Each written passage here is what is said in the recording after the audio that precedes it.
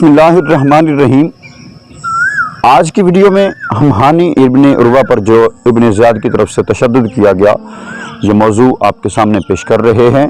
جن لوگوں نے پچھلی ویڈیو نہیں سنی وہ پلے لسٹ سے جا کر پچھلی ویڈیو سن کر اس ترتیب کو اپنے ساتھ ملا لیں تاکہ پورے واقعہ قصہ کربلا کی آپ کو سمجھ آ جائے، اور ہمارے چینل کو سبسکرائب کیجئے تاکہ آنے والی تمام نوٹیفیکیشنز ویڈیوز آپ کے سامنے پہنچ سکیں۔ یہ 30 محرم تک کا موضوع پورا واقعہ کربلا پیش کیا جانے کا مقصد ہے۔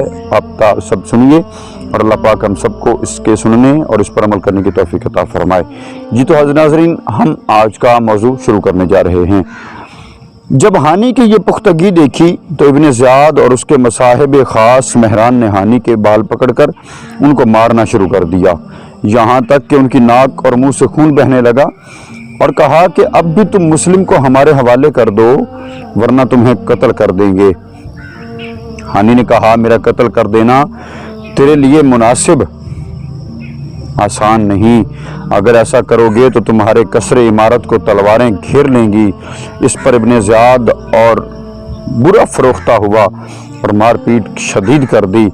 اسما بن خارجہ جو ہانی کے گھر سے بلا کر لائے تھے ان کو اطمینان دلایا تھا کہ آپ کوئی فکر نہ کریں۔ وہ اس وقت تک کھڑے ہوئے اور سختی سے ابن زیاد کو کہا کہ اے غدار، تو نے ہمیں ایک شخص کو لانے کے لیے کہا، جب ہم اسے لے کر آئے تو تو نے اس کا یہ حال کر دیا۔ اس پر ابن زیاد نے ہاتھ روکا۔ ادھر شہر میں یہ مشہور ہو گیا کہ ہانی بن عروہ قتل کر دیے گئے۔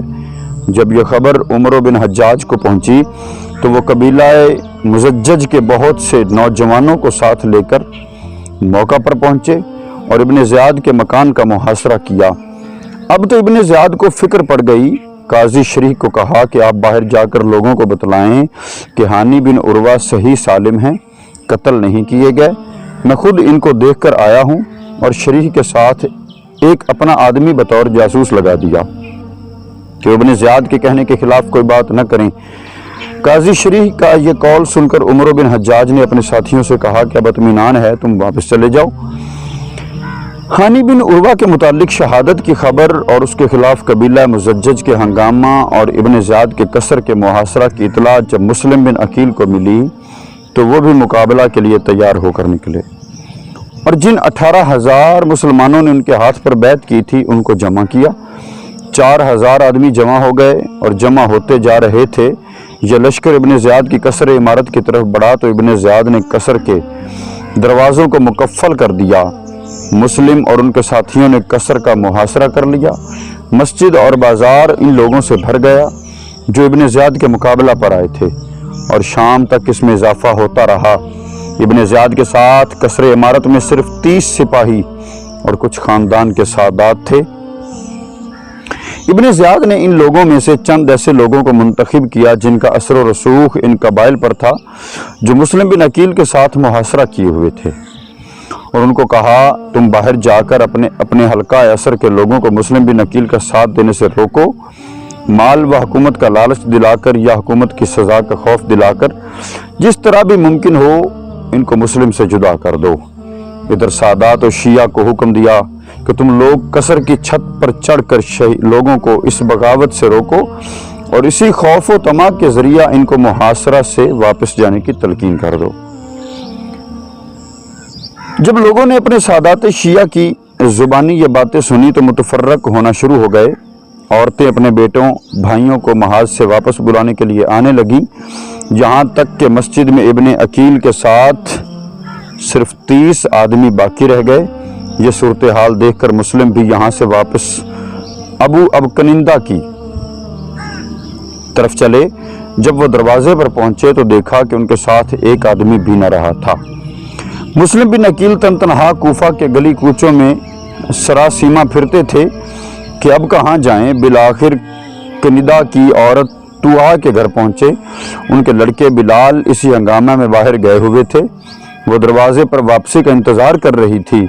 مسلم نے اس سے پانی مانگا، پانی پی کر وہیں بیٹھ گئے۔ عورت نے کہا کہ آپ پانی پی چکے، اب اپنے گھر جائیے۔ مسلم خاموش رہے۔ اسی طرح 3 مرتبہ یہی کہا اور مسلم خاموش رہے۔ تو پھر اس نے ذرا سختی سے کہا کہ آپ کو دروازہ پر بیٹھنے کی اجازت نہیں دوں گی، آپ اپنے گھر جائیے۔ اس وقت مسلم نے مجبور ہو کر کہا کہ اس شہر میں نہ میرا کوئی گھر ہے، خاندان تو کیا، مجھے پناہ دو، میں مسلم بن عقیل ہوں، میرے ساتھ میرے ساتھیوں نے دھوکہ کیا ہے۔ عورت کو رحم آ گیا اور مسلم کو اپنے گھر میں داخل کر لیا اور شام کا کھانا پیش کیا۔ مسلم نے نہ کھایا۔ اسی عرصہ میں عورت کے لڑکے بلال واپس آ گئے، دیکھا کہ ان کی والدہ بار بار کمرے کے اندر جاتی ہیں۔ بات پوچھی تو عورت نے اپنے لڑکے سے بھی چھپایا۔ اس نے اصرار کیا تو اس شرط پر بتلا دیا کہ کسی سے اس کا اظہار نہ کرے۔ اس طرف ابن زیاد نے جب دیکھا کہ لوگوں کا شور و شغب قصر کے گرد نہیں ہے تو اپنے سپاہی کو بھیجا کہ دیکھو کیا حال ہے۔ اس نے آ کر بیان کیا کہ میدان صاف ہے، کوئی نہیں۔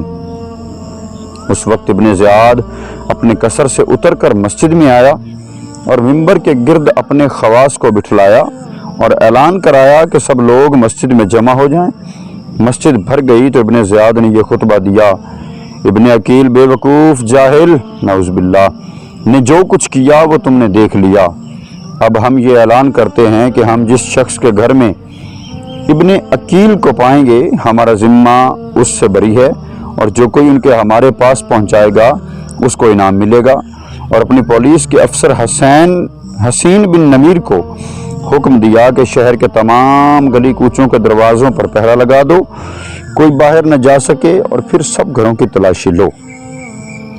اس تلاشی کے درمیان جب اس عورت کے لڑکے بلال نے یہ محسوس کیا کہ بالآخر وہ ہمارے گھر سے گرفتار کیے جائیں گے تو اس نے خود مخبری کر کے عبد الرحمن بن محمد بن اشعت کو اس کا پتہ بتلا دیا۔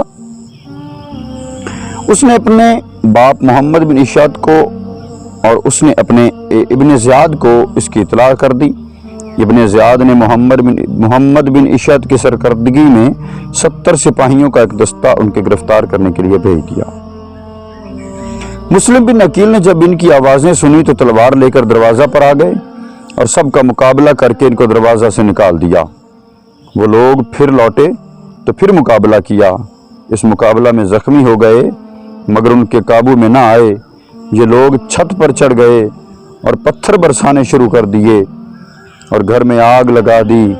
مسلم بن عقیل ان کے سب حربوں کا تن تنہا دلیرانہ مقابلہ کر رہے تھے کہ محمد بن اشعت نے ان کے قریب ہو کر پکار کر کہا: میں تمہیں امن دیتا ہوں، اپنی جان کو ہلاک نہ کرو، میں تم سے جھوٹ نہیں بول رہا، یہ لوگ تمہارے چچا زاد بھائی ہیں، نہ تمہیں قتل کریں گے نہ ماریں گے۔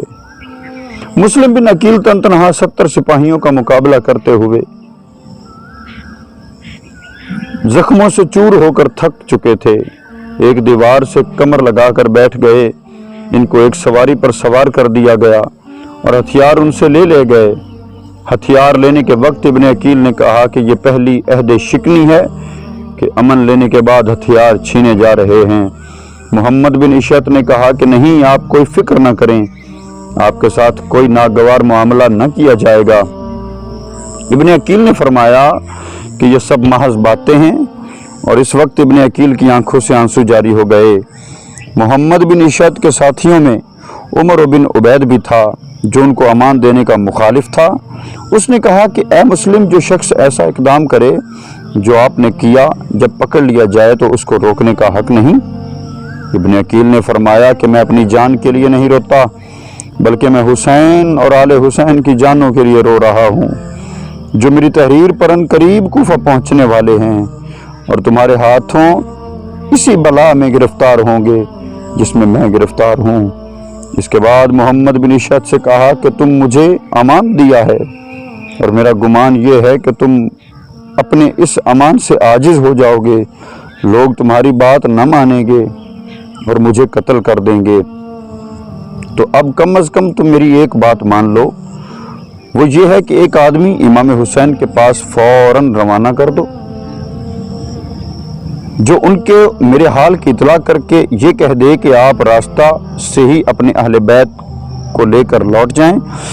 کوفہ والوں کے خطوط سے دھوکہ نہ کھائیں، یہ وہی لوگ ہیں جن کی بے وفائی سے گھبرا کر آپ کے والد اپنی موت کی تمنا کیا کرتے تھے۔ محمد بن اشعت نے حلف کے ساتھ اس کا وعدہ کیا، میں ایسا کروں گا۔ اس کے ساتھ ہی محمد بن اشعت نے اپنا وعدہ پورا کیا، ایک آدمی کو خط دے کر امام حسین کی طرف بھیج دیا امام حسین اس وقت مقام زیالہ تک پہنچ چکے تھے۔ محمد بن اشعت کے قاصد نے یہاں پہنچ کر خط دیا۔ خط پڑھ کر امام حسین نے فرمایا جو چیز ہو چکی ہے وہ ہو کر رہے گی، ہم صرف اللہ تعالیٰ سے ہی اپنی جانوں کا ثواب چاہتے ہیں اور امت کے فساد کی فریاد کرتے ہیں۔ الغرض یہ خط پا کر بھی امام حسین نے اپنا ارادہ ملتوی نہیں کیا اور جو عزم کر چکے تھے اس کو لیے ہوئے آگے بڑھتے رہے۔ ادھر محمد بن اشعت ابن عقیل کو لے کر قصر عمارت میں داخل ہوئے اور ابن زیاد کو اطلاع دی کہ میں ابن عقیل کو امان دے کر آپ کے پاس لایا ہوں۔ ابن زیاد نے غصہ سے کہا کہ تمہیں امان دینے سے کیا واسطہ؟ میں نے تمہیں گرفتار کرنے کے لیے بھیجا تھا یا امان دینے کے لیے؟ محمد بن اشعت خاموش رہ گئے۔ ابن زیاد نے ان کے قتل کا حکم دے دیا۔ مسلم بن عقیل پہلے سے ہی سمجھے ہوئے تھے کہ محمد بن اشعت کا امن دینا کوئی چیز نہیں، ابن زیاد مجھے قتل کرے گا۔ مسلم نے کہا مجھے وصیت کرنے کی مہلت دو۔ ابن زیاد نے مہلت دے دی تو انہوں نے عمر بن سعد سے کہا کہ میرے اور آپ کے درمیان قرابت ہے اور میں اس قرابت کا واسطہ دے کر کہتا ہوں کہ مجھے تم سے ایک کام ہے جو راز ہے، میں تنہائی میں بتلا سکتا ہوں۔ عمر بن سعد نے ان کو سننے کی ہمت نہ کی۔